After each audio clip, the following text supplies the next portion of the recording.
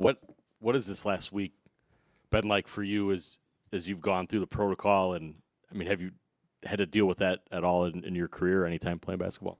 No, that was actually my first time in my life just getting a concussion. And I've been in a lot of situations. I played football. I box all the time. I mean, I've been in some situations where you would expect that I had a concussion before, but first time. And, usually when something is wrong with me, I feel like I can will myself through it, and I'm all right. But this was probably one of the first times in my life and definitely in my NBA career where I was like, something is off, And it was a little frustrating because I didn't have a choice but to go through the process, and I just had to acknowledge the way I was feeling, and I knew I wasn't all the way right. So I just went through it, I had to do the workouts and try to keep my wind up as good as I could. But I just didn't like not being with the team, not being able to come to the arena, the second game of that back-to-back, not being able to go on a road trip, stuff like that. I think that was like what made it hard for me, but, I respected the process.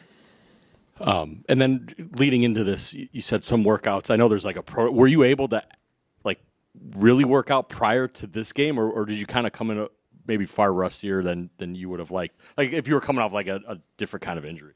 I think it's hard to simulate anytime you miss NBA games. It's just nothing like it. So when you miss a week, it could feel like you missed a month, as far as your body. But I was able to really work out. I tried to really speed myself through the protocol so I could get back, and I think it ended up kind of working against me. I did the 30-minute bike ride, 30-minute treadmill, 30-minute on the court all in one day just to try to see how I felt. And, I saw that I wasn't right.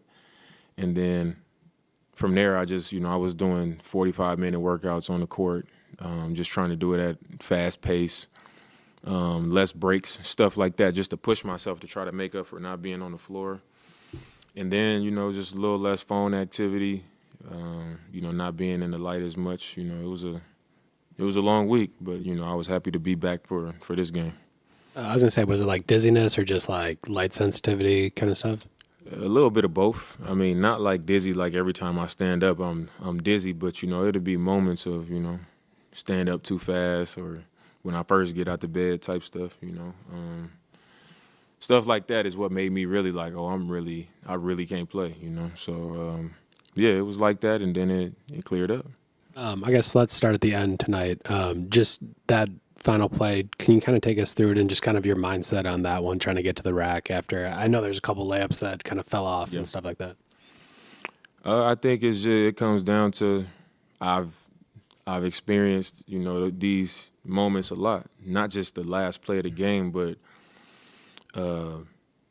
being aggressive and attacking and shots not falling, and but the game is still close. And I know that what's expected of me on the team is not to necessarily make a big shot or to, be the guy doing it, but I got to be in attack mode, especially in a game like that. So, like you said, a couple of layups didn't fall. I got a couple of times I got hit on the arm, got hit on the head one time, but they were all layups that I felt like I should have made.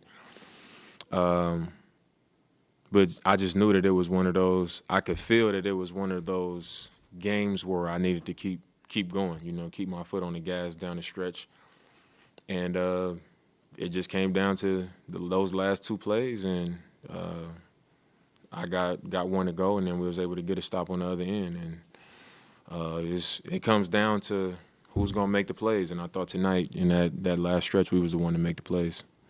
Just can you talk a little bit about Brooke? It felt like you guys had that two-man game rolling in. I mean, he was hitting shots to kind of keep you guys in it all night. Yeah, he definitely got us started in the first quarter. We was off to a slow start scoring the ball.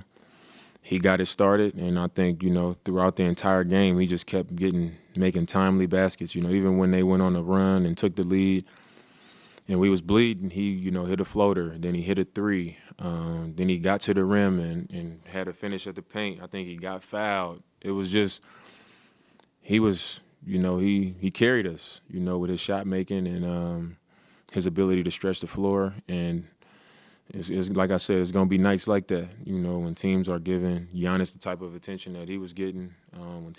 When they're giving so much energy to me and trying to make it hard for me, we need guys to step up. And, you know, that's what good teams do. And, you know, Brook, just like he did a couple games ago, I forget who it was against, he did it again tonight. Hey, Dame, when Doc came in here earlier, he compared you to Ray Allen as far as your shot-making ability, where even if shots aren't necessarily falling the way you want them to, he still wants you to take that final shot. Yeah. Where does that come from for you? I think I just trust the amount of time that I put into the game. I think when you know that you half-ass your work and stuff like that, I think you question yourself. If you're making shots, you feel good. If you're missing shots, you probably shy away from it when you don't really believe. And I think for me, I know how much time I spend, you know, watching film and coming back at night with my trainer, taking his criticism, you know, being coached by him on my individual game, and also just experiencing a lot of moments, you know, where I've missed a lot of shots down the stretch. You know, I might have walked away from games feeling like, if I could have did this, or if I made this shot or done this better, we would have won, you know, but we lost. And I've just experienced both sides enough. You know, I've experienced enough success down the stretch and at the end of games, and I've experienced enough failure at the end of games where I always go into it believing and also knowing, like, if it doesn't go my way, I can live with that. You know, it's not going to make or break me. And then the times where I make it, and it's a big moment, you know, it's not going to make or break me either. You know, so I'm always able to go into those situations with a level head and, you know, with confidence, you know, knowing that I prepared myself to be successful. And whatever happens after that, you know, I can live with either result. Speaking of belief, to find AJ for that three to get you within a bucket, but then also even defensively, how has he? I mean, I'm guessing shooting-wise, there's no lack of belief or trust there. Yeah. But defensively, even what have you maybe seen from him in just this short amount of time, where he can be out there both ends and come up like that? I think I'm somebody who, like, pregame, I like to watch everybody shoot and go through their workout. Pre-practice, I like to watch everybody, like, go through their stuff. When the young guys are playing the stay-ready games, I like to watch. And when I got here last year, I noticed that AJ, like, moved better than people probably thought, even offensively. You know, he was a point guard in college and had the ball in his hands, so he's a better ball handler and has more game than people think. And just playing against him is when I really realized, like, you know, he's actually a good defender. He's strong. He has good feet. He's smart. He's competitive. He's tough. And I think he understands who he's guarding. You know, he's a student. You see him, you know, they put these sheets out on our chairs in the locker room with information about everybody, and you see him looking at it. He asks a lot of questions, stuff like that. So I think everybody might be surprised because he's a 6'3" white guy. But, I mean, if you look at him physically, he's strong. He moves well. Like I said, he's smart. He's tough. And he's actually a good defender. So I think that might catch people by surprise. And then, you know, obviously what he can do offensively is really good for our team. Just you said sometimes you can miss a week and it feels like you've missed a month. Just how did you feel out there at the start of the game? Like, what was the rust factor, or if anything? I felt tired. I think just being able to get on the court as much as I did and do a lot of ball handling and work out at a fast pace.